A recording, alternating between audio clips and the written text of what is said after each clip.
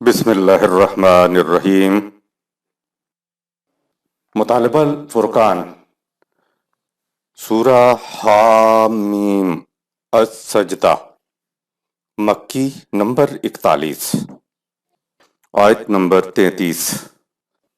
قرآن مجید کی تفسیر خود قرآن مجید سے از علامہ غلام احمد پرویز صاحب، اخذ و تلخیص محمد اکبر دکشت بھاردواج، نظر ثانی ڈاکٹر انعام الحق۔ سورہ حامیم السجدہ، آیت نمبر 33۔ ومن احسن قولا ممن دعا الى الله وعمل صالحا وقال انني من المسلمين۔ اس شخص کی بات سے زیادہ اچھی بات اور کس کی ہو سکتی ہے جو لوگوں کو قوانین خداوندی کی طرف دعوت دیتا ہے اور خدا کے متعین کردہ صلاحیت بخش کام کرتا ہے، اور کہے یعنی اپنے عمل سے ثابت کر دے کہ وہ خدا کے قوانین کے سامنے سر تسلیم خم کر دینے والوں میں سے ہے۔ خدا کی طرف دعوت دینے کا مفہوم، وَمَنْ أَحْسَنَ قَوْلًا مِّمَّنْ دَعَا إِلَى اللَّهِ، سورہ 41 آیت نمبر 33۔ اس سے زیادہ بہترین، عمدہ، متوازن اور اعتدال پر مبنی بات کس کی ہو سکتی ہے جو خدا کی طرف دعوت دیتا ہے۔ قرآن کہتا ہے کہ خدا ہر جگہ موجود ہے، جہاں تم ہو میں وہاں ہوں، میں تو تمہاری شہرگ سے بھی زیادہ قریب ہوں۔ جب خدا ہم سے اتنا قریب ہے، وہ ہر جگہ موجود ہے، تو خدا کے لیے طرف یعنی سمت کہنے سے تو یہ ہو جائے گا کہ خدا کسی خاص مقام پر ہے، جو غلط ہے۔ تو اس کی طرف دعوت دینے کا مفہوم ہمیں سمجھنا ہوگا۔ دراصل قرآن کریم ہمیں بتاتا ہے کہ خدا سے ہمارا اور خدا کا ہم سے تعلق اس کتاب کے ذریعے ہے۔ ہمارا خدا سے اور خدا کا ہم سے براہ راست تعلق نہیں ہے۔ خدا سے بات کرنے کا مطلب یہ ہے کہ اس کی کتاب کے ذریعے اس سے بات کی جائے۔ خدا کی طرف دعوت دینی ہے تو اس کی کتاب کی طرف دعوت دی جائے۔ خدا کی اطاعت کرنے سے مراد ہے اس کی کتاب کی اطاعت کی جائے۔ خدا کی حکومت کے معنی اس کی کتاب کی حکمرانی، ساورنٹی ہیں۔ خدا کی حکمرانی کا مطلب ہوگا اس کی کتاب کو عملاً نافذ کرنا اور اس کی اطاعت کرنا۔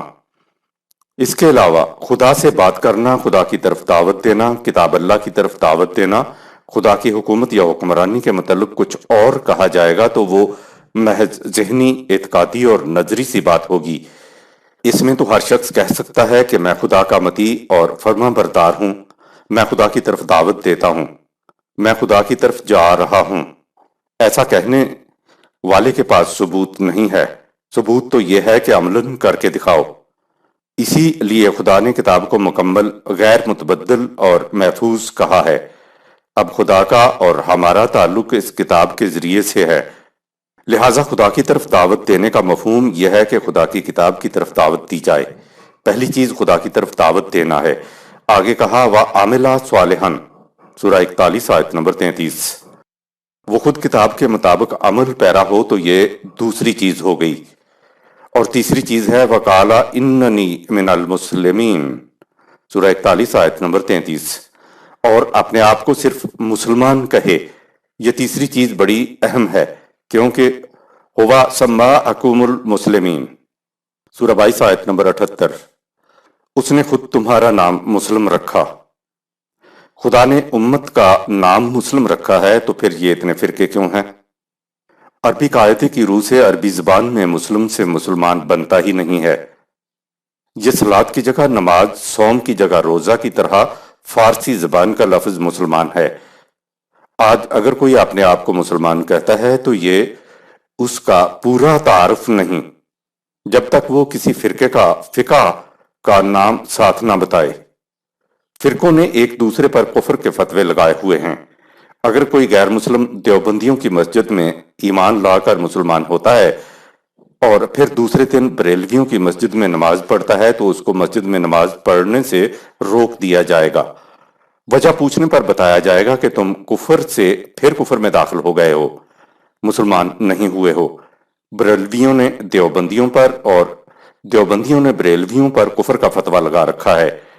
کہیں گے کہ تم ہماری مسجد میں آ کر مسلمان ہو تو تب سمجھا جائے گا کہ ہاں تم مسلمان ہو، دوسری مسجد میں اسے پھر یہی معاملہ پیش آئے گا۔ اب خدا کی مسجد تو کوئی ہے نہیں جہاں جا کر کوئی غیر مسلم مسلمان ہو۔ سب مساجد حنفی، دیوبندی، بریلوی، چشتی، نظامی، سہروردی، قادری وغیرہ نام پر تقسیم ہیں۔ اگر امت اپنا تعارف مسلم کراتی تو یہ آج بھی امت واحدہ ہوتی اور آپ کو کسی اور تشخص کی ضرورت ہی نہ ہوتی۔ یہ جتنے ہمارے تشخص ہیں یہ ہمارے ہاں مختلف فرقے ہیں۔ جب طلوع اسلام نے آواز بلند کی کہ قرآن میں فرقے سازی شرک ہے تو کہا کہ یہ فرقے نہیں ہیں بلکہ یہ تو مکاتب فکر ہیں۔ آپ نے دیکھا ہوگا کہ سیاسی جلسوں میں، بازاروں میں لوگ فرقوں کی بنیاد پر ٹولیوں میں نہیں بٹے ہوئے ہوتے، لیکن جوں ہی اذان کی آواز سنی بلا تفریق مجمع مختلف ٹولیوں میں بٹ کر مختلف مسجدوں کا رخ کرتا ہے۔ پاکستان کا آئین اور قانون فرقہ بندی کی توثیق کرتا یعنی شرک کرنے پر مجبور کرتا ہے۔ آئین میں لکھا ہوا ہے کہ ہر شخص اپنی فقہ پرسنل لاز کے مطابق عمل کر سکتا ہے۔ گویا فرقوں کے وجود کو پاکستان میں آئینی طور پر تسلیم کر لیا گیا ہے۔ آپ صرف مسلم کہہ کر کسی قانون پر عمل ہی نہیں کر سکتے۔ عمل کرنے کے لیے قوانین ہوں گے کسی نہ کسی فقہ کے مطابق۔ جو اپنے آپ کو قرآن کے مطابق صرف مسلم کہتا ہے اور کسی فقہ کو نہیں مانتا تو اس کے متعلق سوال پیدا ہو رہا ہے کہ پھر اس کو کیا کہیں گے؟ یہی کہا جائے گا کہ یہ ہمارے میں سے نہیں ہے۔ قرآن کی روح سے تو ایسا شخص مسلم ہے جو کہتے ہیں یہ ہمارے میں سے نہیں ہے، تو کیا یہ کہنے والے مسلم نہیں کچھ اور ہیں؟ آئین کی روح سے ہر فرقہ اپنے فقہ کی تعمیل کرے گا۔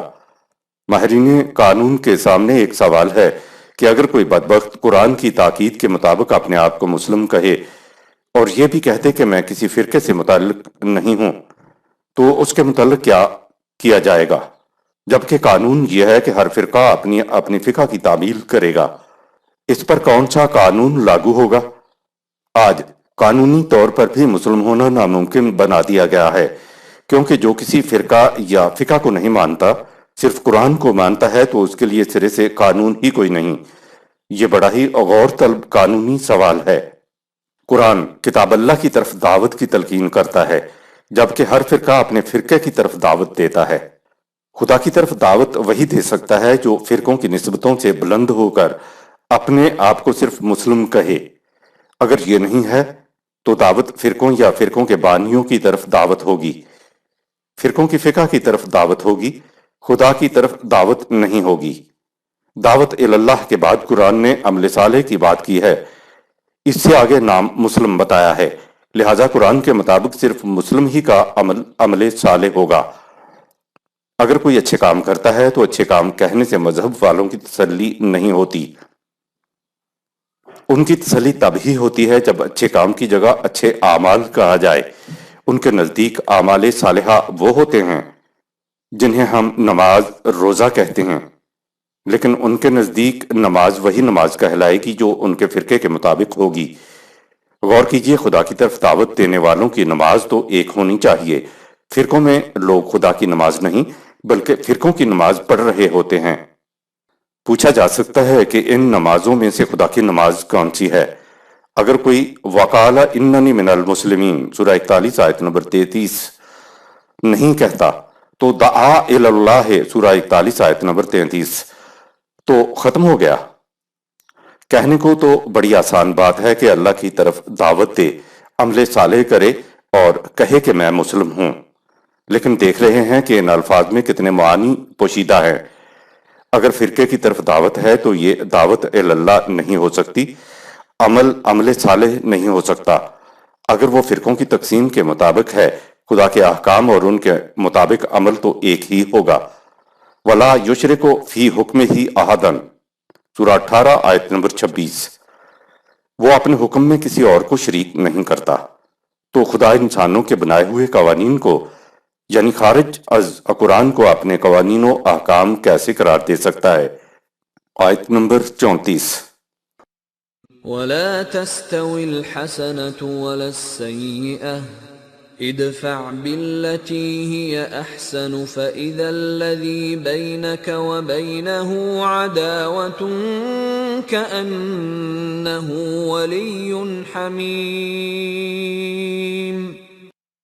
یاد رکھو معاشرے میں ہمواریاں، حسنات اور ناہمواریاں، سیئات دونوں برابر نہیں ہیں، تو تم معاشرے کی ناہمواریوں کا ازالہ معاشرے میں زیادہ سے زیادہ ہمواریاں پیدا کرنے والے کام کر کے کرو۔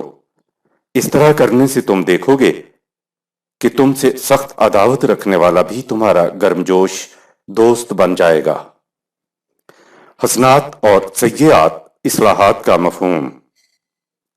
یہ دو متضاد اصطلاحیں ہیں جو قرآن کریم نے استعمال کی ہیں۔ عمومی تراجم میں حسنات بھلائیوں کو کہتے ہیں اور سیئات برائیوں کو کہا جاتا ہے۔ برائیوں اور بھلائیوں کا مفہوم یہ لیا جاتا ہے کہ نماز روزے کرنے والا بھلا اور نماز روزے نہ کرنے والا برا۔ ان اصطلاحات کے یہ معنی نہیں ہیں۔ قرآن کریم میں المعروف اور المنکر کی دو اصطلاحیں بھی ہیں۔ المعروف وہ امور ہیں جنہیں قرآن کریم تسلیم کرتا ہے، اور المنکر وہ امور ہیں جنہیں یہ ناپسند کرتا ہے، ممنوع قرار دیتا ہے۔ لہذا حسنات وہ تمام امور ہیں جو المعروف کے زمرہ میں آتے ہیں، اور سیئات وہ امور ہیں جو المنکر ہیں۔ اگر المعروف کے مطابق زندگی بسر کی جائے تو نہ صرف اپنی ذات کی نشو و نما ہو جاتی ہے بلکہ معاشرہ اور کائنات تک بھی حسین ہو جاتی ہے، کیونکہ قرآن کے المعروف نہ صرف خود زندگی بخش اور توازن بدوش ہیں بلکہ ان کے مطابق زندگی بسر کرنے سے انسان کی اپنی زندگی میں توازن، اعتدال و تناسب آ جاتا ہے۔ جب انفرادی طور پر لوگوں کی زندگیاں توازن بدوش ہوں گی تو معاشرہ تو خود بخود متوازن، متناسب اور اعتدال پر آ جائے گا۔ توازن بڑی چیز ہے، ذرا سا توازن بگڑا انسان دھڑام سے گر جاتا ہے۔ اب دیکھیے، توازن بدوش انکساری بہت اچھی چیز ہے، لیکن انکساری کا توازن بگڑ جائے تو وہ بے حیائی اور بے حمیتی بن جاتی ہے۔ دوسری اصطلاح سیئات ہے جو ان تمام امور پر مشتمل ہے جو المنکر کے ذیل میں آتے ہیں۔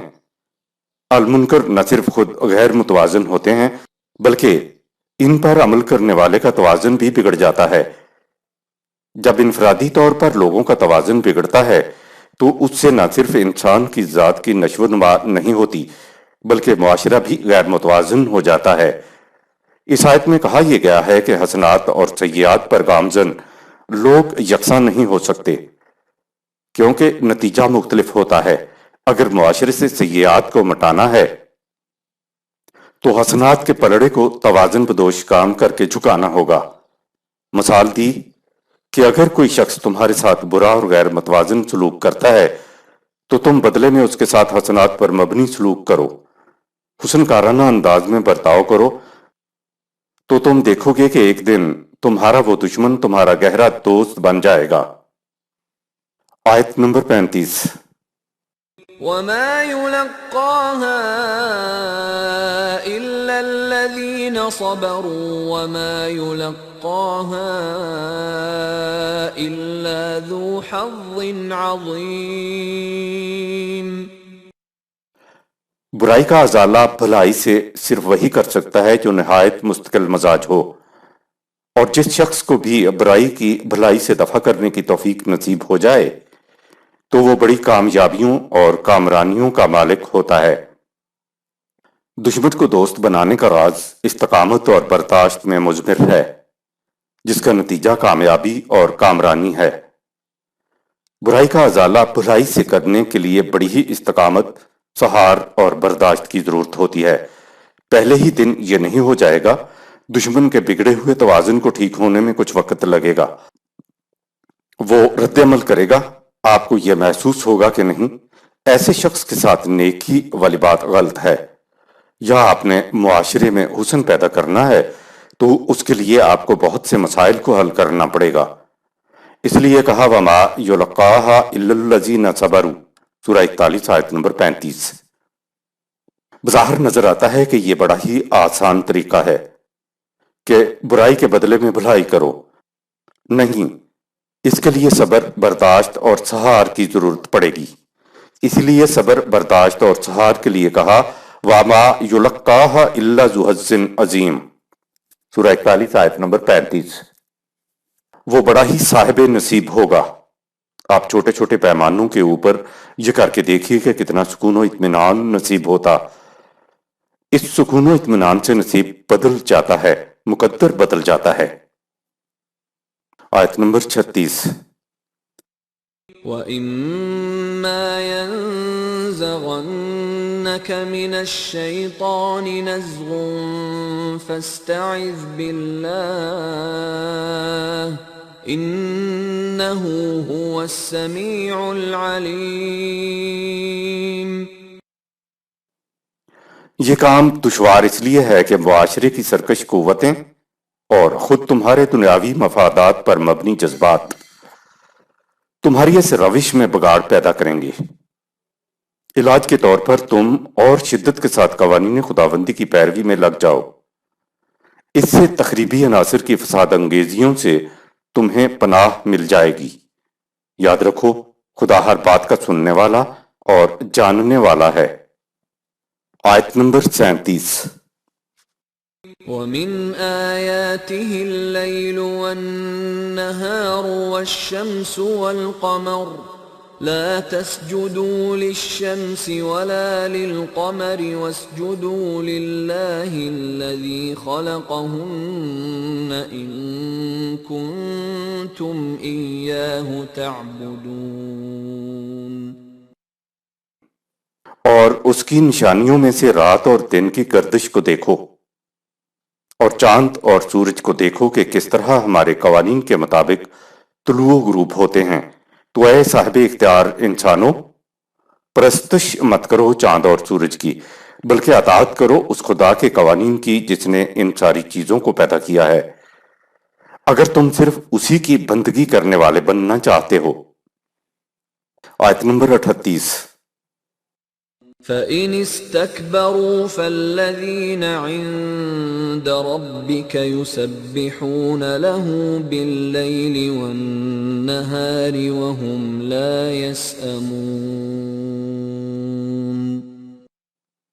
اگر یہ لوگ قوانین خداوندی سے سرکشی برتتے ہیں تو اس سے خدا کا کچھ نہیں بگڑتا۔ تمام کائناتی قوتیں دن رات اس کے تجویز کردہ پروگرام کی تکمیل کے لیے سرگرم عمل رہتی ہیں، اور وہ اپنے فرائض کی سرانجام دہی میں کبھی نہیں تھکتی۔ آیت نمبر 39۔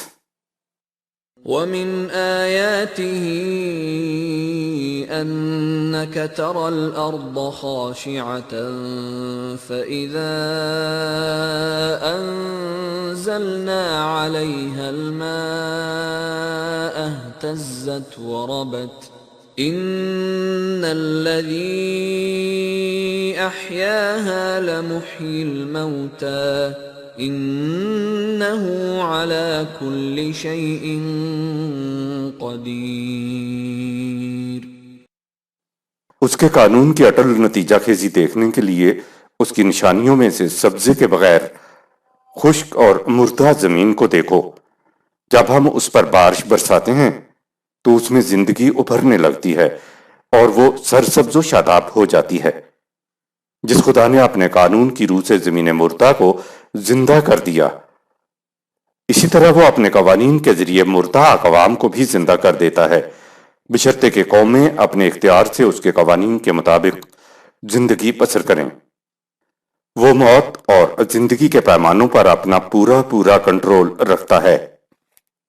مردہ قوم کو حیات تازہ وحی کی روح سے مل سکتی ہے۔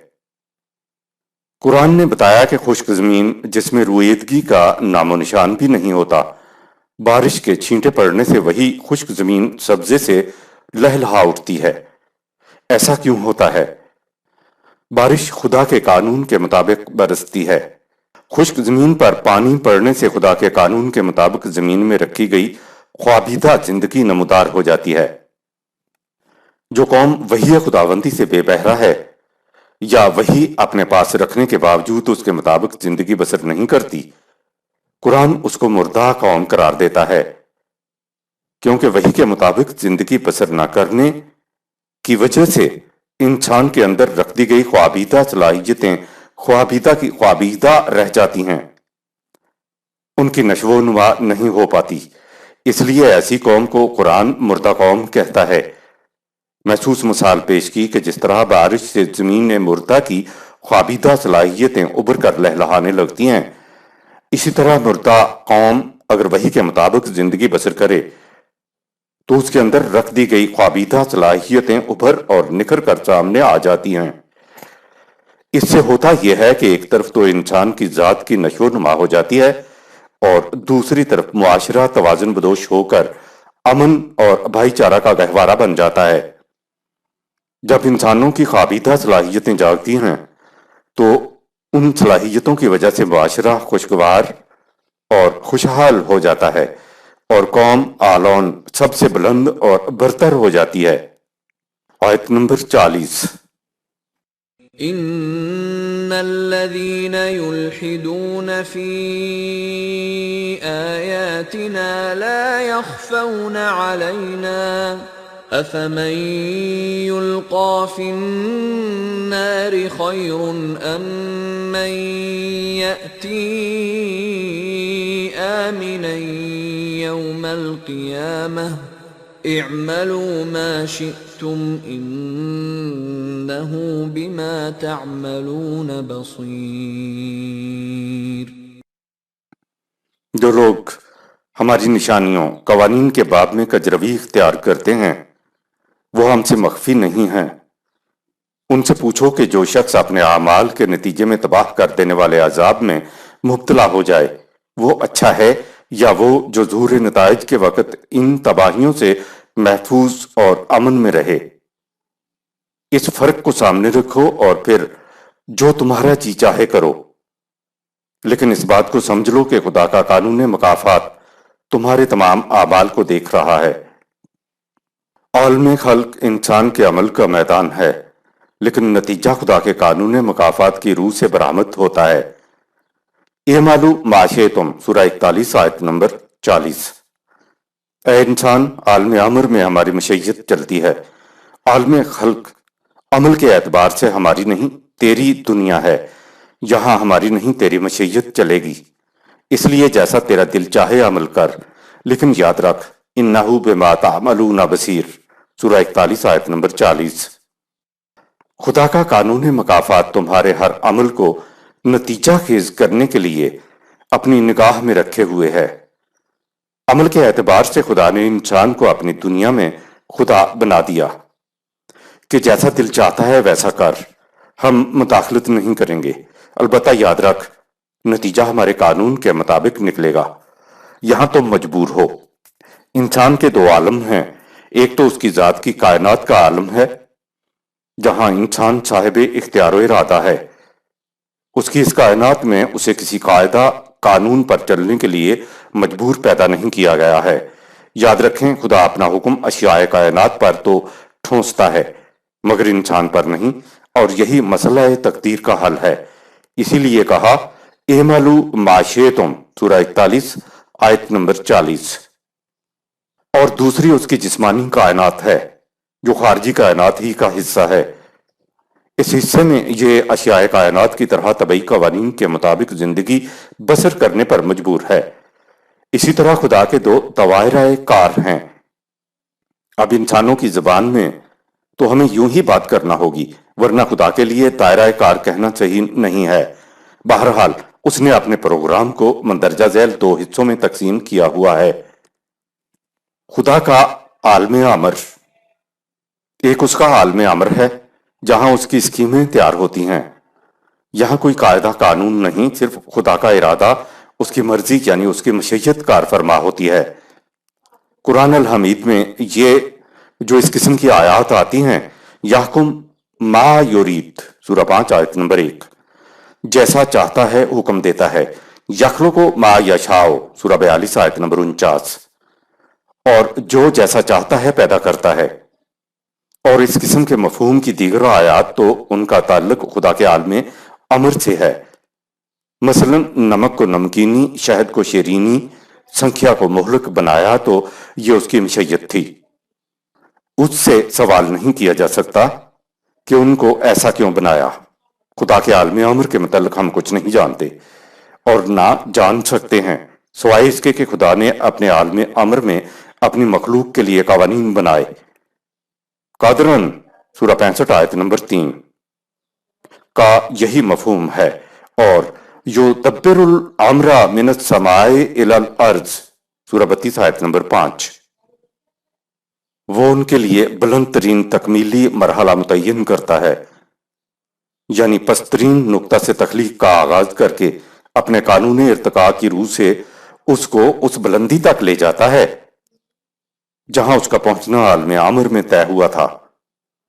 یہ خدا کی لامحدود دنیا ہے، جبکہ ہمارا ذہن محدود ہے، اس لیے ہم عالم امر کے متعلق کچھ نہیں سمجھ سکتے۔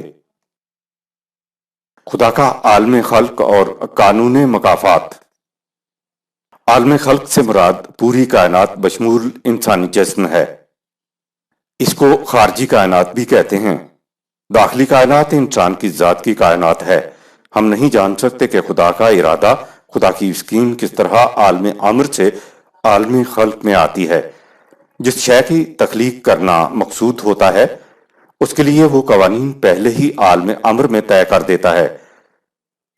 انسانوں کو سمجھانے کے لیے خدا نے ارادے کو اسکیم کو عمل میں لانے کے لیے فنکشنل کرنے کے لیے کن فیکون سورہ 36 آیت نمبر 82 کے الفاظ بتائے ہیں کہ یہ کہتے ہی ارادہ اسکیم عالم خلق میں پسترین نقطے سے وجود میں آنا شروع ہو جاتی ہے، اور شے طے کردہ قوانین کے مطابق اپنے تکمیلی نقطہ کی طرف قانون ارتقاء کی روح سے نشو و نما کا سفر شروع کر دیتی ہے۔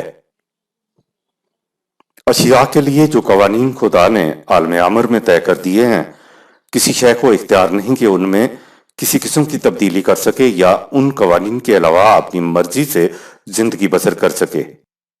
اس کے ساتھ ہی خدا نے بھی اپنے پر خود اختیار کردہ پابندی لگا لی کہ ہم اپنے بنائے ہوئے قوانین کو کبھی تبدیل نہیں کریں گے۔ سورہ 33 آیت نمبر 62۔ مثلا پانی ہمیشہ نشیب کی طرف بہے گا، بلندی کی طرف نہیں بہے گا۔ آگ حرارت دے گی، کبھی گلو گلزار نہیں بنے گی۔ اختیار رکھنے کے باوجود خدا اپنے بنائے ہوئے قوانین کو کبھی تبدیل نہیں کرے گا۔ ہر شے طے کردہ قوانین کے مطابق چلنے پر مجبور ہے۔ اشیاء کی مجبوری کو اشیاء کی فطرت کہا جاتا ہے۔ فطرت کسی شے کی بھی ہو، وہ خصوصیات ہوتی ہیں جن کو شے بدل نہ سکے، جو اس کی جبلت کے اندر ہوں۔ انسانی جسم کی حد تک تو طبعی قوانین لاگو ہوتے ہیں، لیکن انسان کی ذات پر طبعی قوانین لاگو نہیں ہوتے۔ انسانی ذات اشیاء کائنات کی طرح مجبور نہیں ہے، اس کی کوئی فطرت نہیں ہے۔ خدا نے انسانی ذات کے لیے قوانین بذریعہ انبیاء عطا کیے اور کہہ دیا کہ ہم نے صحیح اور غلط دونوں راستے دکھا دیے۔ اب اپنے اختیار و ارادے سے جس کا جی چاہے ان قوانین کے مطابق زندگی بسر کر لے، اور دل نہ چاہے تو اپنے لیے غلط راستہ اختیار کر لو۔ سورہ 76 آیت نمبر 3 اور سورہ 18 آیت نمبر 29۔ عمل تو انسان اپنی مرضی سے کر سکتا ہے، لیکن اعمال کے نتائج اپنی مرضی کے مطابق برآمد نہیں کر سکتا۔ یہاں انسان مجبور ہے، نتائج تو صحیح اور غلط راستے کی نسبت سے خدا کا قانون مکافات ہی برآمد کرے گا۔ خدا کے قوانین کے مطابق اعمال کا نتیجہ مثبت نکلے گا اور ان کے خلاف اعمال کا نتیجہ منفی ہوگا۔ آیت نمبر 41۔ ان الذين كفروا بالذكر لما جاءهم وانه لكتاب عزيز۔ جو لوگ قرآن کا انکار کریں جبکہ وہ ان کے سامنے پیش کیا جائے تو ان کے انکار سے قرآن کے قوانین پر کوئی اثر نہیں پڑتا۔ یہ ایک ایسا ضابطہ حیات ہے جس نے آخر کار غالب آنا ہے۔ آیت نمبر 42۔ لا يأتيه الباطل من بين يديه ولا من خلفه تنزيل من حكيم حميد۔ باطل کی تخریبی قوتیں اس کے آگے سے یا پیچھے سے آئیں، یا خفیہ سازشیں کریں، اس قرآن کا کچھ نہیں بگاڑ سکتی، کیونکہ یہ اس خدا کی طرف سے بڑے اہتمام کے ساتھ نازل کیا گیا ہے جو بہترین تدابیر کا مالک ہے اور ہر قسم کی حمد و ستائش کا حامل ہے۔ قرآن کریم کے الفاظ تو محفوظ ہیں اور تا قیامت محفوظ رہیں گے، ان میں کوئی رد و بدل نہیں کر سکتا، لیکن ایرانیوں کی گہری سازش کے تحت رسول اللہ صلی اللہ علیہ وسلم کے 200 تا 250 سال بعد 6 ایرانی محدثین نے لوگوں سے روایات سن سن کر 6 کتابیں لکھ دیں۔ پھر ان روایات کی روح سے ایران کے امام تبری نے 30 جلدوں پر مشتمل تفسیر تبری لکھ دی اور قرآن کے الفاظ کے مفہوم رسول اللہ صلی اللہ علیہ وسلم کی طرف منسوب کر کے بدل دیے۔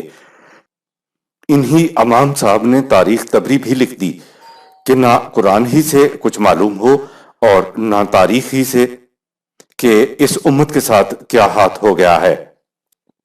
آیت نمبر 43۔ ما يقال لك إلا ما قد قيل للرسل من قبلك إن ربك لذو مغفرة وذو عقاب أليم۔ ہماری وحی کے متعلق جو کچھ یہ لوگ تجھ سے کہتے ہیں وہ کوئی نئی بات نہیں، یہی کچھ تجھ سے پہلے رسولوں سے بھی کہا جاتا تھا۔ تیرا رب ان کی مخالفت سے تیری حفاظت کرے گا اور انہیں انکار و سرکشی کے نتیجے میں علم انگیز عذاب میں مبتلا کرے گا۔ آیت نمبر 44۔ وَلَوْ جَعَلْنَاهُ قُرْآنًا أَعْجَمِيًّا لَقَالُوا لَوْلَا فُصِّلَتْ آيَاتُهُ أَأَعْجَمِيٌّ وَعَرَبِيٌّ قُلْ هُوَ لِلَّذِينَ آمَنُوا هُدًى وَشِفَاءٌ وَالَّذِينَ لَا يُؤْمِنُونَ فِي آذَانِهِمْ وَقْرٌ وَهُوَ عَلَيْهِمْ عَمًى أُولَئِكَ يُنَادَوْنَ مِن مَّكَانٍ بَعِيدٍ۔ اگر ہم اس قرآن کو عجمی یعنی مبہم زبان میں اتارتے تو یہ لوگ اعتراض کر دیتے کہ اس کی آیات کی وضاحت کیوں نہیں کی گئی۔ کلام عجمی اور مخاطب عربی، یہ کیا بات ہوئی؟ ان سے کہہ دو کہ یہ قرآن ان لوگوں کے لیے تو ہدایت اور زندگی کے راستے کے امراض کے لیے شفا ہے جو اس کے من جانب اللہ ہونے پر یقین رکھتے ہیں، لیکن جو لوگ اس کی صداقت پر ایمان نہیں رکھتے تو ان کے کانوں میں ڈاک لگ جاتے ہیں اور ان کی آنکھیں اندھی ہو جاتی ہیں۔ انہیں یہ عربی مبین میں قرآن اس طرح مبہم اور غیر واضح معلوم ہوتا ہے جیسے کوئی دور کی آواز سن رہا ہو اور یہ واضح نہ ہو سکے کہ کہنے والا کیا کہہ رہا ہے۔ عربی لفظ کا مفہوم۔ عربی لفظ کے معنی ہیں فصوح، واضح، مفصل اور بالکل صاف۔ اس لفظ کے ساتھ قرآن کریم نے مبین لفظ بھی استعمال کیا ہے، یعنی عربی مبین۔ مبین کے معنی بھی واضح، بالکل صاف اور مفصل کے ہیں، اور اس طرح عربی مبین کے معنی ہو جائیں گے نہایت واضح زبان۔ عربوں کو اپنی زبان پر بڑا ناز تھا، اپنے مقابلے میں زباندانی کے اعتبار سے اپنے سوا ہر غیر عرب کو وہ عجمی یعنی گونگا یا غیر فصیح سمجھتے تھے۔ عربوں کے قریب ترین ہمسائے اہل فارس یعنی ایرانی تھے، ان کو بھی یہ عجمی کہتے تھے۔ عربی لفظ اہل عرب کی زبان کے لیے بولا جاتا ہے۔ بنیادی طور پر یہ لفظ فصیح کے معنی میں آتا ہے اور اپنی زبان کے مقابلے میں وہ دوسروں کی زبانوں کو غیر فصیح سمجھتے تھے۔ وحی کے الفاظ اور خیالات دونوں ہی خالصتاً خدا کی طرف سے ہوتے تھے۔ بعض لوگ کہتے ہیں کہ یہ جسے وحی کہتے ہیں خدا انبیاء کرام پر خیالات کا القاء کرتا تھا اور نبی ان خیالات کو اپنے الفاظ میں لوگوں کے سامنے پیش کر دیا کرتا تھا۔ یہ بات صحیح نہیں ہے، کیونکہ فلسفے اور لسانیات کے اعتبار سے کوئی خیال پیدا ہی نہیں ہو سکتا جب تک اس کے لیے الفاظ ساتھ نہ ہوں، یعنی خیال بغیر الفاظ کے پیدا نہیں ہو سکتا اور بغیر خیال لفظ ذہن میں نہیں آ سکتا۔ لفظ اور معنی دونوں لازم و ملزوم ہیں۔ علامہ اقبال کے مطابق مبہم اور بے زبان احساس، فیلنگ اپنے مقصود تک پہنچنے کے لیے تخیل آئیڈیا کی شکل اختیار کرتا ہے، اور تخیل اپنا لباس آپ بن کر لفظ کی صورت میں مرئی طور پر سامنے آ جاتا ہے۔ یہ کہنا محض استعارہ نہیں کہ تخیل اور لفظ دونوں احساس کے بطن سے پیدا ہوتے ہیں۔ یہ منطقی انداز کے فہم کا نقص ہے جو یہ تصور کرتا ہے کہ تخیل اور لفظ ایک دوسرے کے بعد پیدا ہوتے ہیں، اور اس طرح اپنے لیے آپ مشکلات پیدا کر لیتا ہے۔ ڈاکٹر بک اپنی مشہور کتاب شعور کانشسنس میں تصور اور لفظ کے باہمی تعلق کے سلسلے میں لکھتا ہے کہ ہر لفظ کے لیے ایک تصور ہوتا ہے اور ہر تصور کے لیے ایک لفظ۔ ایک دوسرے سے الگ رہ کر ان کا وجود ہی باقی نہیں رہ سکتا۔ کوئی نیا لفظ مار سے وجود میں نہیں آ سکتا جب تک وہ کسی تصور کے اظہار کا ذریعہ نہ ہو، اور کوئی نیا تصور پیدا نہیں ہو سکتا جب تک اس کے ساتھ ہی اس کے اظہار کے لیے نیا لفظ وجود میں نہ آ جائے۔ لہذا قرآن کریم کے الفاظ وحی ہیں۔ وحی کو سمجھنے اور اس سے ہدایت کا انحصار اس پر ہے کہ انسان کے جذبات بھی حقیقت سے ہم آہنگ ہوں۔ بات عربی اور عجمی کی نہیں ہے، اصل بات یہ ہے کہ انسان کس اپروچ، کس قسم کے دل، کس فکر اور سوچ اور ارادے کے ساتھ وحی کی طرف متوجہ ہوتا ہے۔ اگر اس نے پہلے ہی سے ٹھان لیا ہوا ہے کہ ہر بات کا انکار کرنا ہے تو وحی عربی زبان میں ہو یا عجمی زبان میں، اس سے کیا فرق پڑتا ہے؟ لیکن اگر ارادہ یہ ہے کہ واقعی بات سچی نکلی تو تسلیم کر لوں گا تو وہی سمجھ میں آ جائے گی۔ یہ جو کہا گیا ہے کہ قرآن میں ہدایت اور شفا ہے تو اس کے معنی یہ ہے کہ قرآن کی تعلیم میں انسانی عقل کے لیے ہدایت ہے اور نفسیاتی روگوں کے لیے شفا ہے، بشرطے کہ انسان اس کی طرف حقیقت کی تلاش میں آئے۔ ایک چیز جذباتیت، ایموشنلزم ہے۔ جذباتی بات کا اثر براہ راست انسان کے قلب یا دل کے اوپر ہوتا ہے۔ یہ قلب و دل وہ الفاظ ہیں جن کے معنی جذبات، ایموشنز ہوتے ہیں۔ جذباتیت میں دماغ کا یعنی علم، فکر، شعور اور تدبر کا کوئی تعلق نہیں ہوتا۔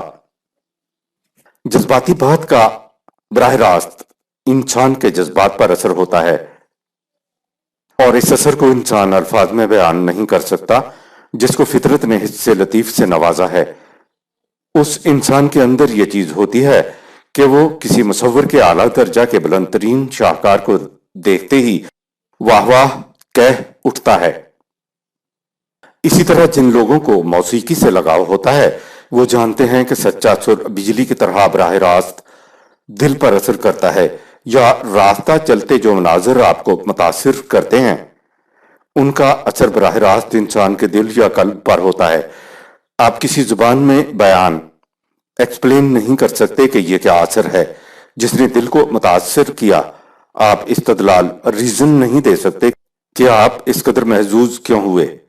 جس چیز کا تعلق براہ راست جذبات سے ہوتا ہے اس میں فکر انسانی کا کوئی تعلق نہیں ہوتا۔ مثلا تصوف خالص جذباتی چیز ہے۔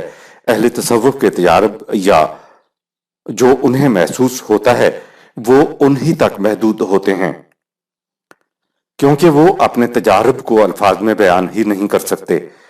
ان سے پوچھا جائے کہ تمہیں کیا محسوس ہوا تو وہ کہہ دیتے ہیں کہ یہ تو شراب کا نشہ ہے، اسی کو چڑھتا ہے جو اسے پیے۔ یعنی یہ بلا تعمل اقرار کرتے ہیں کہ وہ اپنے تجربہ کو الفاظ میں بیان نہیں کر سکتے، اس کو براہ راست محسوس ہی کرتے ہیں، اور یہ کہ اسے کسی دوسرے کی طرف منتقل نہیں کیا جا سکتا۔ لہذا صوفی کی صداقتیں اس فرد تک محدود ہوتی ہیں جو ان سے کیف اندوز ہوتا ہے۔ ان پر منکشف ہونے والی صداقتیں کسی دوسرے کے لیے سند بھی قرار نہیں پا سکتی۔ پہلی بات تو یہ ہے کہ جذباتی بات براہ راست جذبات قلب پر آتی ہے اور جذبات پر ہی ختم ہو جاتی ہے، اس کا عقل یا شعور سے کوئی تعلق نہیں ہوتا۔ دوسری بات وہ ہے جسے عقلی طور پہ فکر سے، غور و تدبر سے سمجھتے ہیں۔ مثلا فلاسفرز یہ حضرات یہ ثابت کرنے کے لیے کہ سگریٹ صحت کے لیے مضر ہے الفاظ کی حد تک زمین و آسمان کے کلابے ملا رہے ہوتے ہیں، لیکن وہ عملاً سگریٹ پی رہے ہوتے ہیں۔ تیسری بات یہ ہے کہ انسان کا جاننا، اس کا علم اس کی نفسیات کو متاثر نہیں کرتا، یعنی اس کی طبیعت جاننے سے، علم سے ہم آہنگ نہیں ہوتی۔ قرآن الحکیم کی تعلیم کو دماغ کے راستے دل تک پہنچنا چاہیے۔ اگر قرآن کریم کی تعلیم علی وجہ البصیرت دماغ کے راستے یعنی دماغ کے مطمئن ہونے کے بعد دل تک جاتی ہے تو پھر قرآن کی تعلیم کا مقصد پورا ہو جاتا ہے۔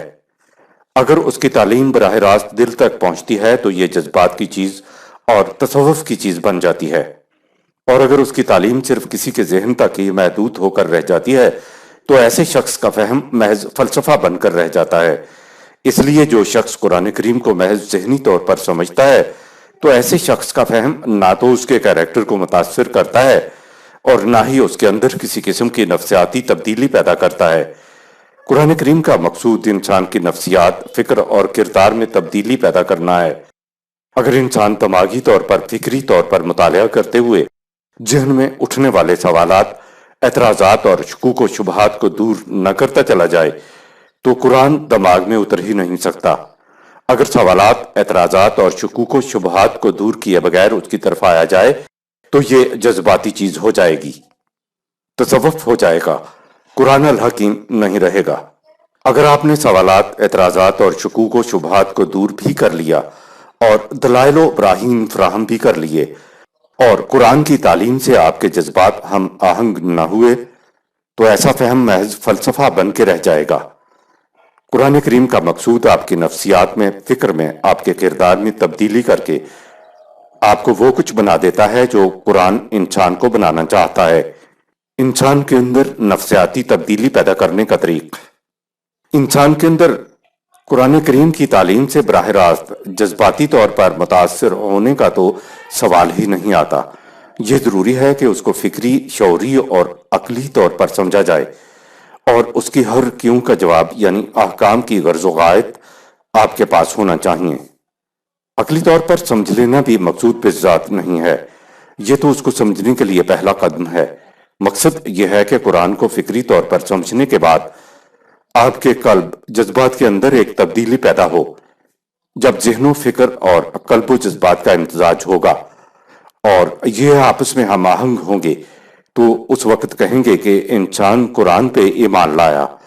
قرآن کریم اس ایمان کو ایمان نہیں سمجھتا جو پہلے فکری طور پر نہ لایا جائے، نیز وہ اسے بھی ایمان نہیں کہتا جو محض فکری طور پر تسلیم کیا ہوا ہو۔ جب لا الہ کی ضرب سے ادراک بے رنگ ہو جائے، قرآن کریم کی صداقتوں پر اٹھنے والے سوالات، اعتراضات اور شکوک و شبہات کو دلائل و براہین کی روح سے دور کر لیا جائے، اندر دل قرآن کی سچائی کی گواہی دینے لگے تو انسان کے اندر نفسیاتی، ذہنی تبدیلی واقع ہو جاتی ہے، جس سے اس کی سیرت و کردار میں نمایاں تبدیلی ہر کسی کو نظر آ جاتی ہے۔ جب یہ طریق اپنایا جائے گا تو پھر عجمی یا عربی والی بات نہیں رہے گی، یہ ہے انسان کے اندر نفسیاتی تبدیلی پیدا کرنے کا طریق۔ وحی کا، قرآن کا اصل مقصد یہ ہے کہ یہ فکری طور پر دماغ کے راستے قلب کی طرف آئے، کیونکہ یہ خالص جذباتی چیز بھی ہے۔ براہ راست فکری چیز تو فلسفہ ہوتا ہے، جبکہ حفاظ کرام کا قرآن حفظ کرنا نرا جذباتی عمل ہوتا ہے۔ اس میں عقل اور جذبات ہم آہنگ نہیں ہوتے۔ قرآن کو فکری طور پر سمجھے جانے کے بعد طبیعت کا اس کی طرف آنا بھی ضروری ہے تاکہ اس کے مطابق زندگی بسر کی جائے۔ یہ ہے قرآن کا مقصود۔ اگر کوئی عربی دان اس طرح سے قرآن کی طرف نہیں آئے گا تو قرآن کا مقصد پورا نہ ہو سکے گا۔ یا تو قرآن سے اس کا لگاؤ جذباتی ہوگا یا اس کا لگاؤ فلسفیانہ ہوگا، یعنی اس کا شعور، عقل، فکر اور جذبات آپس میں ہم آہنگ نہ ہوں گے۔ آیت نمبر 45۔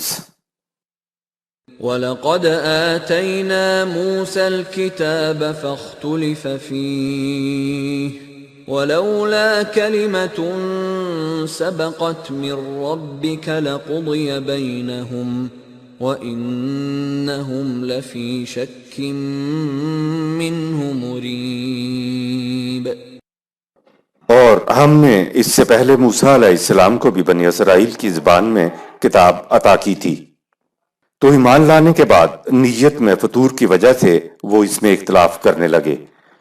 تو مخالفین عرب کی مخالفت بھی نیت کی خرابی کی وجہ سے ہے۔ اگر تیرے رب کی طرف سے ظہور نتائج کے لیے مہلت کے وقفے کی بات پہلے سے طے نہ ہو چکی ہوتی تو ان کے درمیان فیصلہ کر دیا جاتا۔ ظہور نتائج کے لیے مہلت کے قانون کے سبب یہ لوگ قرآن کے باب میں ذہنی طور پہ شک اور نفسیاتی طور پر اضطراب کے اندر پڑے ہوئے ہیں۔ شک اور ریب میں فرق۔ لفی شک منہ مریب، سورہ 41 آیت نمبر 45۔ اگرچہ ریب کے معنی ہم اردو میں شک کریں گے اور شک لفظ تو ہم خود بولتے ہیں۔ اب سوال پیدا ہوتا ہے کہ قرآن نے شک اور ریب دو الفاظ اکٹھے کیوں استعمال کیے؟ آپ گھر میں بیٹھے ہوئے گولی چلنے کی آواز سنتے ہیں تو ذہنی طور پر آپ محسوس کرتے ہیں کہ گولی چلی ہے اور شک کرتے ہیں کہ گولی پولیس نے چلائی ہوگی یا شکاری نے۔ اس شک سے آپ کو ذہنی طور پر تو کچھ احساس ہوتا ہے، لیکن قلبی جذباتی طور پر آپ کو کچھ اضطراب نہیں ہوتا۔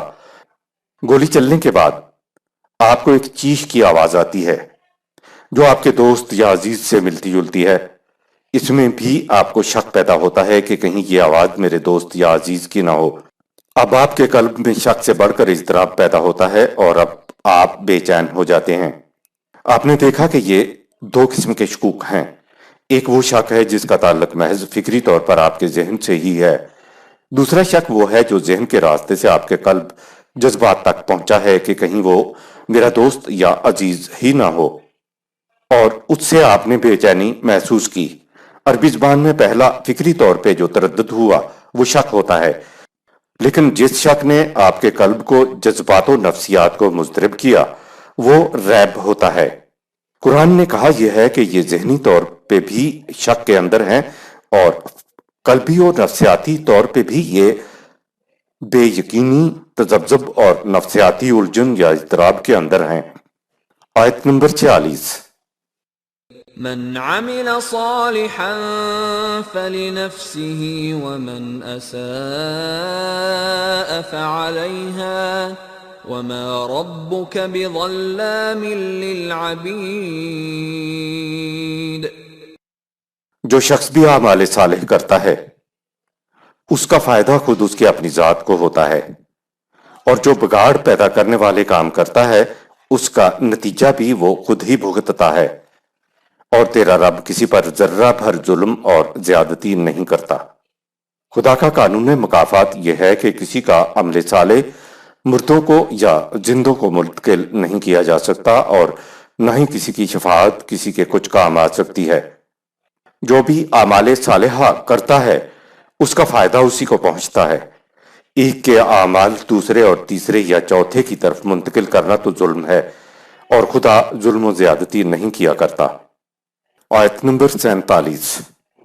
إليه يرد علم الساعة وما تخرج من ثمرات من أكمامها وما تحمل من أنثى ولا تضع إلا بعلمه ويوم يناديهم أين شركائي قالوا آذنا كما منا من شهيد۔ ظہور نتائج کا وقت مہلت کا وقفہ گزرنے کے بعد کب آئے گا؟ اس کے علم کا معاملہ صرف خدا ہی سے متعلق ہے۔ وہ جانتا ہے کہ درختوں کے پھل اپنے غلافوں میں پرورش پا کر کب باہر آئیں گے، اور عورت استقرار حمل کے بعد بچہ کب جنے گی۔ ظہور نتائج کے وقت ان سے پوچھا جائے گا کہ بتاؤ وہ کہاں ہیں جنہیں تم خدا کا شریک سمجھا کرتے تھے۔ وہ کہیں گے کہ ہم تیرے حضور اس کا اعلان کرتے ہیں کہ ہم میں سے کوئی بھی انہیں یہاں نہیں دیکھ رہا ہے، معلوم نہیں وہ کہاں غائب ہو گئے۔ خدا کا قانون ترتیب و ظہور نتائج۔ عالم خلق میں خدا کا قانون ترتیب و ظہور نتائج کام کر رہا ہے۔ اسی کو قانون ربوبیت اور مہلت کا وقفہ بھی کہتے ہیں۔ خدا کا طریق تخلیق یہ ہے کہ وہ شے کی تخلیق اس کے پست ترین نقطہ سے کرتا ہے۔ پست ترین نقطہ سے آگے شے خدا کے قانون ربوبیت کے مطابق پرورش پاتی ہے، لیکن وہ ابھی محسوس طور پر سامنے نہیں آئی ہوتی۔ ایک وقفہ ہوتا ہے جس کے گزرنے پر وہ شے محسوس طور پر نمودار ہوتی ہے۔ مثلا بیج کی زیر زمین قانون ربوبیت کے مطابق پرورش اور ترتیب ہو رہی ہوتی ہے، پھلوں کے غلاف کے اندر پھل کی ربوبیت اور ترتیب ہو رہی ہوتی ہے، اسی طرح استقرار حمل کے بعد رحم مادر میں بچے کی پرورش اور ترتیب ہو رہی ہوتی ہے، بارش کے آثار اور اس کے برسنے سے پہلے بارش کی ترتیب ہو رہی ہوتی ہے۔ ایک مہلت کا وقفہ گزرنے کے بعد ایسا مقام آ جاتا ہے جب زمین سے بیج کی کونپل، پھلوں کے غلاف سے پھل، رحم مادر سے بچہ اور ترتیب پاتی بارش یکلخت نمودار ہو جاتی ہے۔ ایک دوسری مثال سے سمجھتے ہیں کہ ایک گھڑیال ہے، اس کی گھنٹوں، منٹوں اور سیکنڈوں کی سوئیاں نہیں ہیں، لیکن مشینری بالکل ٹھیک کام کر رہی ہے۔ گھڑیال کی ٹن تو غیر محسوس طور پر ترتیب پا رہی ہوتی ہے، لیکن ٹن کی آواز تو گھڑیال تب ہی دے گا جب گھنٹہ بھر وقت پورا ہو جائے گا۔ یہ ٹن کی آواز ابھرنے سے پہلے کا تمام وقت مہلت کا وقفہ کہلاتا ہے۔ جب یکلخت ٹن یا ٹن ٹن کی آواز ابھرتی ہے یا کوئی شے محسوس انداز میں نمودار ہوتی ہے یا اعمال کے نتائج کا محسوس انداز میں ظہور ہوتا ہے تو نمودار ہونے کے اس لمحہ کو عرب الساعۃ کہتے تھے۔ شے کے یکلخت انداز میں ابھرنے سے پہلے مہلت کا وقفہ ہوتا ہے جس میں شے ترتیب پا رہی ہوتی ہے، جیسے ہی وہ وقفہ گزرتا ہے شے یکلخت نمودار ہو جاتی ہے۔ یہ ہے خدا کا ترتیب اور ظہور نتائج کا قانون۔ اگر بغیر سوئیوں والے گھڑیال کے ساتھ ہمارے پاس دوسری سوئیوں والی گھڑی نہ ہو تو اس کا احساس ہی نہیں ہو پاتا کہ گھڑیال کی ٹن کی آواز کب آئے گی۔ یوں سمجھو کہ خدا کے ہاتھ میں تو سوئیوں والی گھڑی ہے، لیکن ہمارے ہاتھ میں سوئیوں والی گھڑی نہیں ہے، اس لیے ہمیں علم نہیں ہو پاتا کہ نظروں سے اوجھل ترتیب پاتے اعمال کے نتائج کا کب ظہور ہوگا۔ کہا کہ اسلامی انقلاب بھی مہلت کا وقفہ گزرنے کے بعد ہی آئے گا۔ انسان خدا کے قوانین کے ساتھ رفاقت کر کے اسلامی انقلاب کے لیے درکار مہلت کے وقفہ کو کم کر سکتا ہے۔ اسی طرح قوانین خداوندی سے منہ پھیرنے سے تباہی آنے کا مہلت کا وقفہ کم ہو سکتا ہے۔ آیت نمبر 48۔ وضل عنهم ما كانوا يدعون من قبل وظنوا ما لهم من محيص۔ ظہور نتائج یعنی انقلاب کے وقت وہ سب جنہیں وہ پہلے اپنی مدد کے لیے پکارا کرتے تھے وہ سب ان سے غائب ہو جائیں گے۔ اس وقت انہیں احساس ہوگا کہ خدا کے قانون مکافات کے نتائج سے بچ کر بھاگ جانے کا کوئی بھی مقام نہیں ہے۔ آیت نمبر 49۔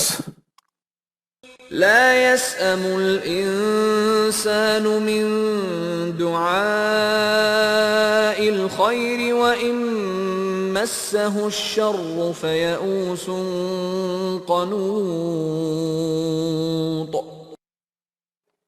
انسان کی حالت یہ ہے کہ وہ اپنے لیے بھلائیاں طلب کرنے سے کبھی تھکتا ہی نہیں۔ سورہ 100 آیت نمبر 8، سورہ 102 آیات 1-2۔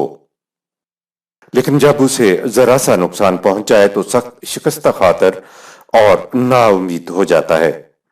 مایوسی اور قنوطیت کا مفہوم۔ فایوسن قنوط، سورہ 41 آیت نمبر 49۔ دو لفظ استعمال ہوئے ہیں۔ پہلا لفظ یوس ہے، یہ مایوسی کی پہلی حالت ہوتی ہے جس میں امید کا بھی ذرا سا امکان ہوتا ہے، لیکن قنوط تو وہ حالت ہوتی ہے جہاں امید کے دروازے بالکل بند ہو جاتے ہیں۔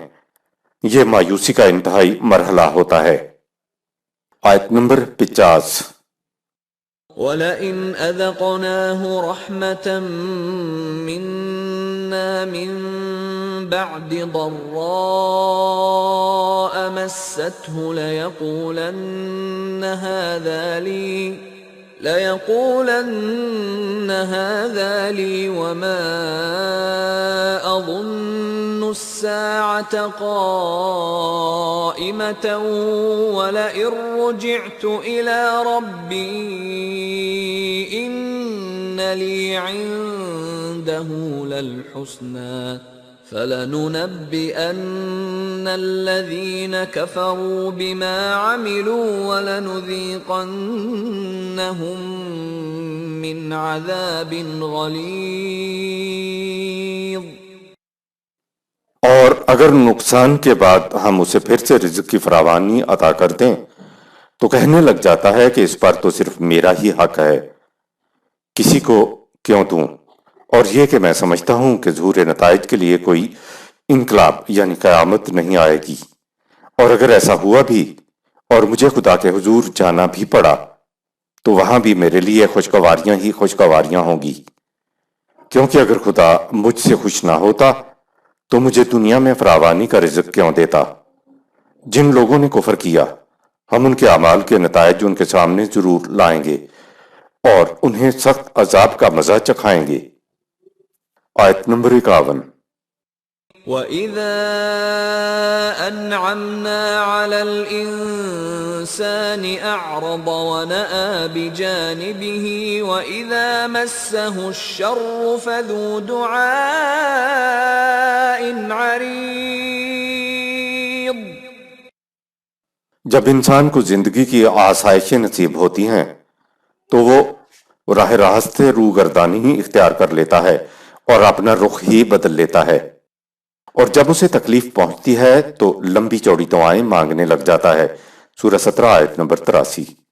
انسانی ارادے کی پختگی کی اہمیت اور ناپختگی کا نتیجہ۔ اس آیت میں قرآن نے خوشحالی اور تنگی میں انسان کی کیفیت کا ذکر کیا ہے کہ خوشحالی میں تو اتراتا پھرتا ہے، تکبر کرتا ہے، اور جب تنگی آتی ہے تو ہمت ہار کر قبروں اور پیروں فقیروں کی طرف رخ کر لیتا ہے۔ خدا نے یہ نہیں کہا کہ انسان کی یہ کیفیت بری بات ہے، خدا کہتا بھی کیوں جبکہ اس کی کوئی غرض کوئی مقصد نہیں رکا ہوا ہے۔ جو کچھ قرآن کہتا ہے اس میں خدا کا اپنا کوئی مقصد نہیں ہوتا۔ خدا تو چاہتا ہے جو کچھ کرنے کے لیے ہم تم سے کہتے ہیں اس میں خود تمہارا ہی فائدہ ہے۔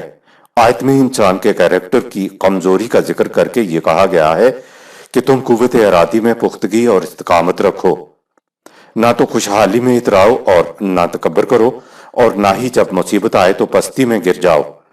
اگرچہ استقامت اور پختگی کا مظاہرہ کفر میں غلط طریقے سے ہو رہا ہوتا ہے، لیکن کفر میں پختگی اور استقامت کا بھی ایک مقام ہے، اور مومن کے اندر پختگی اور استقامت کی تو پوچھو نہیں، کس قدر اچھے کاموں میں یہ کیفیت استعمال ہو رہی ہوتی ہے۔ ان دونوں کے برعکس منافق کا تو کوئی مقام ہی نہیں۔ جب کفر میں استقامت و پختگی رکھنے والا ایمان لاتا ہے تو ایسے شخص کی یہ صلاحیت قرآن کے بتائے ہوئے کاموں میں صرف ہونے لگتی ہے۔ اگر ناپختگی والے لوگ ایمان لائیں گے تو بھی وہ نظام کے لیے وبال جان بن جائیں گے، جیسے کہ مدینہ میں منافقین سے واسطہ پڑا تھا۔ اگر ارادے میں پختگی اور استقامت نہیں ہے تو وہ چاہے کافر ہو یا مومن وہ بھروسے کے قابل نہیں ہوتا۔ آیت نمبر 52۔ قُلْ أَرَأَيْتُمْ إِن كَانَ مِنْ عِندِ اللَّهِ ثُمَّ كَفَرْتُمْ بِهِ مَنْ أَضَلُّ مِمَّنْ هُوَ فِي شِقَاقٍ بَعِيدٍ۔ اے رسول مخالفین سے کہتے کہ اگر یہ قرآن من جانب اللہ ہو جیسا کہ یہ ہے اور تم اس کا انکار کرتے رہے اور اس کی مخالفت میں دور تک چلے گئے تو تم سے بڑھ کر گمراہ اور تباہ حال اور کون ہوگا؟ آیت نمبر 53۔ سَنُرِيهِمْ آيَاتِنَا فِي الْآفَاقِ وَفِي أَنفُسِهِمْ حَتَّى يَتَبَيَّنَ لَهُمْ أَنَّهُ الْحَقُّ أَوَلَمْ يَكْفِ بِرَبِّكَ أَنَّهُ عَلَى كُلِّ شَيْءٍ شَهِيدٌ۔ ہم ان کو آفاق یعنی کائنات میں اور خود ان کے نفوس کے اندر اپنی نشانیاں دکھائیں گے، یہاں تک کہ جب علم انسانی کے بڑھنے سے حقیقت پر پردہ اٹھے گا تو ہر حقیقت کا انکشاف پکار کر کہہ دے گا کہ قرآن بالکل حق ہے، اور ویسے تو تیرے رب کا ہماگیر علم ہی قرآن کی گواہی کے لیے کافی ہے۔ کہ یہ حق ہے۔ قرآن الحکیم کے من جانب اللہ ہونے کا ثبوت قرآن نے 1400 سال پہلے بیان کر دیا تھا۔ ہم تو ایمان ہی کی روح سے مانتے ہیں، ہمارا ایمان ہے کہ قرآن کریم خدا کی طرف سے ہے، لیکن سوال یہ ہے کہ جس کا ایسا ایمان ہی نہیں ہے اس کے سامنے کیسے ثابت کریں کہ یہ خدا کا کلام ہے؟ یہ ثابت کرنا امت مسلمہ پر بہت بھاری ذمہ داری تھی، لیکن ثبوت فراہم بھی کیے تو غیر مسلموں نے۔ قرآن نے 1400 سال قبل نہ صرف مسلمانوں کے لیے بلکہ پوری دنیا کے انسانوں کے لیے ثبوت فراہم کیا کہ ہم انسان کو آفاق یعنی کائنات میں اور خود ان کے نفوس کے اندر اپنی نشانیاں دکھائیں گے، یہاں تک کہ جب علم انسانی کے بڑھنے سے حقیقت پر پردہ اٹھے گا تو ہر حقیقت کا انکشاف پکار کر کہہ دے گا کہ قرآن کا من جانب اللہ ہونے کا دعویٰ بالکل الحق ہے۔ سورہ 41 آیت نمبر 53۔ جب سے یہ کائنات اور انسان کی اپنی دنیا وجود میں آئی ہے اسی دن سے اس کے اندر بہت سے حقائق پوشیدہ تھے۔ مثلا ایٹم کا تصور تک نہ تھا جس سے بم بنتا ہے۔ آج ایٹم کا انکشاف ہوا ہے لیکن یہ شروع سے موجود تھا۔ مذہب زمین کو ساکن اور چپٹی مانتا تھا۔ سائنس نے انکشاف کیا کہ زمین گول ہے اور دوہری گردش کرتی ہے۔ چاند، سورج اور ستاروں کو دیوی دیوتا مان کر ان کی پوجا کی جاتی تھی۔ یہ آج سائنس نے بتایا کہ یہ جرائم فلکی تو خود لگے بندے قانون کے اندر جکڑے ہوئے ہیں۔ دیوی یا دیوتا کیسے ہو سکتے ہیں؟ سائنس کے انکشافات نے پرانے خیالات اور مذہب کی دنیا میں کھلبلی مچا دی ہے۔ یہ یاد رہے کہ کسی انسان نے اس کائنات کی کسی چیز کو ایجاد نہیں کیا، بلکہ اس نے کیا یہ ہے کہ پہلے سے موجود لیکن چھپے ہوئے حقائق پر سے پردہ اٹھا دیا ہے۔ مذہب نے سائنس کے راستے میں بڑی بڑی رکاوٹیں ڈالی، لوگوں کو سزائے موت تک سنائی، لیکن سائنس ہے کہ مذہب کو پچھاڑتی چلی جا رہی ہے۔ سائنس نے کہا کہ پرانے خیالات غلط ہیں اور مذاہب بھی حقیقت پر مبنی نہیں ہیں۔ یہی وجہ ہے کہ سائنس کا ہر انکشاف مذاہب کے کسی نہ کسی دعوے کی تکذیب کرتا ہے۔ قرآن نے کہا کہ یہ کتاب خدا کی طرف سے ہے۔ اس کا ثبوت یہ ہے کہ علم انسانی کے اضافے کے ساتھ ساتھ جوں جوں حقائق کے کائنات پر پڑے پردے اور خود انسان کے اپنے نفوس میں پوشیدہ حقائق پر سے پردہ اٹھے گا تو جو حقیقت بے نقاب ہو کر سامنے آئے گی وہ قرآن کریم کے کسی نہ کسی دعوے کا ثبوت بنے گی کہ ہاں قرآن الحق ہے۔ یہ بات قرآن نے 1400 سال قبل کہی۔ قرآن اس قسم کے دعاوی سے بھرا پڑا ہے۔ کچھ حقائق پر سے پردہ اٹھ چکا ہے اور بہت سے باقی ہیں۔ وہ انسانی فہم کو بلندی کے ساتھ ساتھ بے نقاب ہو کر سامنے آتے رہیں گے۔ ہم ثابت نہ کر سکے کہ قرآن من جانب اللہ ہے، ثابت تو سائنس کر رہی ہے اور آگے چل کر مزید کرے گی کہ قرآن الحق ہے، مگر ہمارے ہاں تو عقل کی بات کرنے والے کے متعلق کفر اور ارتداد کو فتویٰ لگا دیا جاتا ہے۔ کہا کہ ویسے تو تیرے رب کا ہماگیر علم ہی انسان کی گواہی کے لیے کافی ہے کہ یہ حق ہے، کیونکہ خدا کی نگاہ سے کائنات کی کوئی شے پوشیدہ نہیں ہے۔ آیت نمبر 54۔ ألا إنهم في مرية من لقاء ربهم ألا إنه بكل شيء محيط۔ آگاہ ہو جاؤ کہ یہ لوگ خدا کے قانون مکافات کے نتائج کا سامنا کرنے کے باب میں شک میں مبتلا ہیں۔ تو سنو، خدا کا قانون کائنات ہر شے کا احاطہ کیے ہوئے ہے، اس کے گھیرے سے کون نکل سکتا ہے؟ لقائے رب یعنی خدا سے ملاقات کیسے ہو؟ خدا محسوس شکل میں سامنے آ نہیں سکتا، کوئی نگاہ اس کو دیکھ نہیں سکتی، تو پھر رب سے ملاقات کیسے ہو؟ جو لوگ اپنی تحقیق کے ذریعے حقائق پر سے پردہ اٹھاتے ہیں تو خدا کا قانون بے نقاب ہو کر ان کے سامنے آ جاتا ہے۔ یہی خدا سے ملاقات ہے، یعنی اس کا قانون سامنے آنا ہی خدا کا سامنے آ جانا ہے۔ جو تحقیق کی طرف نہیں آتے وہ خدا سے ملاقات کے خدا کے آمنے سامنے آنے کے منکر رہتے ہیں۔ ایک اور مقام ہے جہاں کہا ہے کہ تم یہ کرے تو دیکھو جن کے نیچے کوئی ستون نہیں، لیکن پھر بھی اپنے مقام پہ کھڑے ہیں۔ کہا اللہ الذی رفع السماوات بغیر عمد ترونہا، سورہ 13 آیت نمبر 2۔ اللہ وہ ہے جس نے اجرام فلکی کو ایسے ستونوں کے ساتھ بلند کیا جنہیں تم دیکھ نہیں سکتے۔ کشش ثقل کے متعلق یہ کہنا کہ وہ ایسے ستون جنہیں تم دیکھ نہیں سکتے، یہ خدا ہی کہہ سکتا تھا۔ انسان نے کشش ثقل کو دریافت کیا تو خدا کا قانون یعنی خدا سامنے آ گیا، خدا سے ملاقات ہو گئی۔ اسی آیت میں آگے ہے، پھر اس نے کائنات کا مرکزی کنٹرول اپنے ہاتھ میں لیا، سورج اور چاند تمام کروں کو اپنے قانون میں جکڑ دیا۔ یہ سب کے سب کرے ایک مدت معینہ کے لیے سرگرم عمل ہیں۔ وہ تدبیر امور کرتا ہے یعنی اشیاء کو ہدایت و ودیت کرتا ہے۔ تمہارے لیے ان باتوں کی تفصیل بیان کرتا ہے۔ کیوں تفصیل بیان کرتا ہے؟ کہا لعلکم بلقاء ربکم توقنون، سورہ 13 آیت نمبر 2، تاکہ تمہیں یقین آ جائے کہ خدا کو سامنے دیکھا جا سکتا ہے۔ قرآن کہتا ہے کہ خدا اس لیے سامنے آتا ہے کہ الا انہ بکل شیء محیط، سورہ 41 آیت نمبر 54۔ یاد رکھو وہ کسی خاص مقام پر نہیں ہے، وہ تو اس کائنات اور تمہارے نفوس میں ہے، اور اس کے علم نے تمام چیزوں کو محیط کیا ہوا ہے، یعنی کائنات میں خدا قانون کی شکل میں بکھرا ہوا ہے۔ تم ایک ایک قانون سے پردہ اٹھاتے چلے جاؤ گے تو تم خدا کو اپنے سامنے موجود پاؤ گے۔ خدا کائنات کے اندر ہے لیکن اس میں محبوس نہیں، وہ کائنات سے باہر ہے لیکن اس سے خارج نہیں۔